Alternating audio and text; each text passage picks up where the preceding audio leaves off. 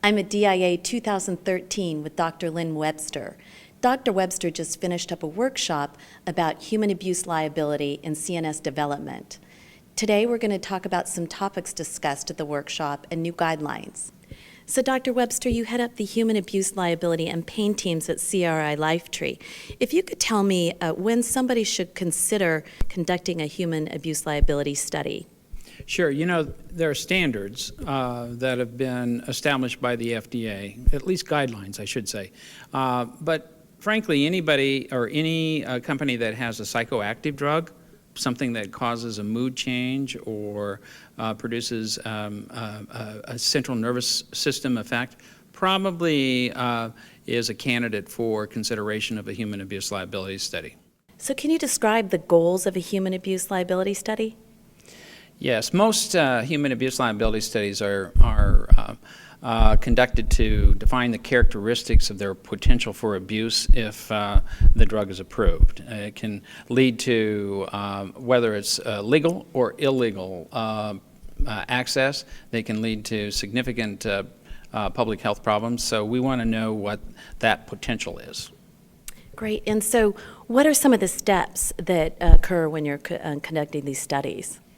Well, the first thing is to understand some of the preclinical work. You need to know from the animal models and some of the PK data in humans what the drug looks like, and understand what types of effects it's produced in animals. And then we set up assessments and choose individuals who would prefer that type of a molecule, that particular drug type, and bring them in for an assessment and screening.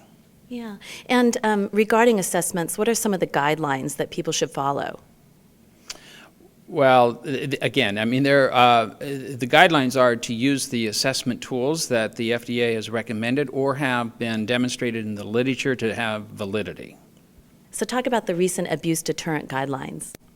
In January, I think most people are aware that the FDA gave guidelines for us to review and comment on that would help establish how to conduct an abuse deterrent formulation for opioids. It's one class of drug. It's meant for the opioids, but probably could be applied to other classes of drugs. So these guidelines give industry and research sites like ours some guidance on how to conduct the studies. So how can abuse liability studies be improved? You know, in the last 10, 15 years, there's been an evolution in conducting human abuse liability studies. Originally, they were designed mostly to determine whether or not a drug was likely to be abused if it were approved for illicit purposes. You know, whether or not the drug could cause a high or liking. But today, it's far more sophisticated. We're trying to look at differences between different formulations. We're trying to see if one type of a certain molecule in a formulation is more likely to be abused than a different formulation. So it is far more sophisticated. Even the candidates or the subjects that are being asked to participate in these studies, they have a different profile than individuals historically who tended to have more history of a substance abuse problem. So how do you choose which doses to test in the human abuse liability study? You know, there are two different phases of a study. One is in the discrimination phase, and this is where we're trying to identify subjects who are sensitive to the molecule that's being tested or that class of drug that's being tested. So the dose for that part of the study is a bit controversial today.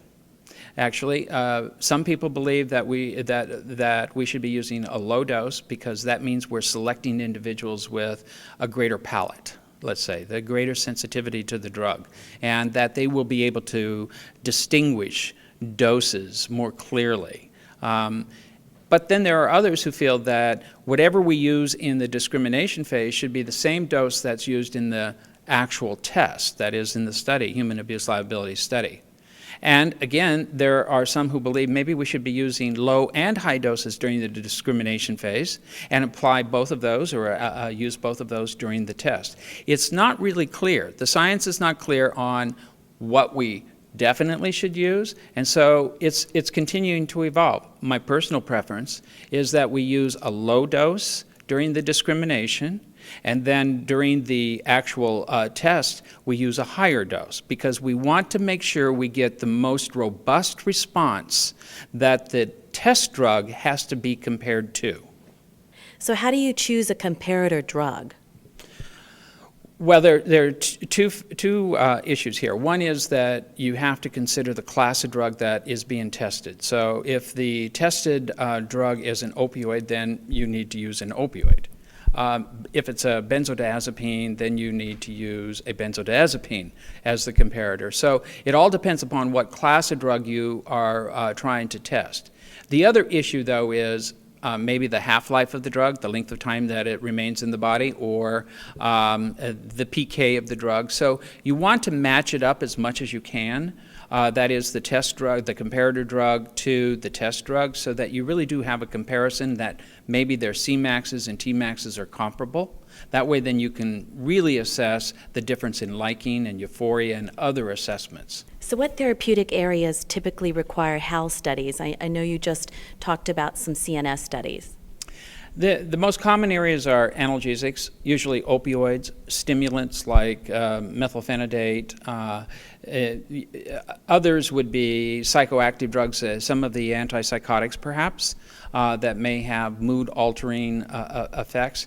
Certainly tobacco products that are now becoming controlled by the FDA. So there are a whole host of different classes that need to be studied. What is the evidence of human abuse liability studies predicting real-world outcomes? You know, unfortunately, there's not a lot of evidence that human abuse liability studies predict how the drugs are going to be used in the real world. There are some studies today that show that the new formulations, for example, of OxyContin, have not been abused as much as the old formulation. So that suggests abuse deterrent formulations may actually be safer and be less abused. But for the most part, this is an area where there needs to be a lot of research. We need to do a lot more work in trying to correlate the human abuse liability work with real-world impact. Yeah. So is there anything else you want to follow up regarding the workshop that you just participated in?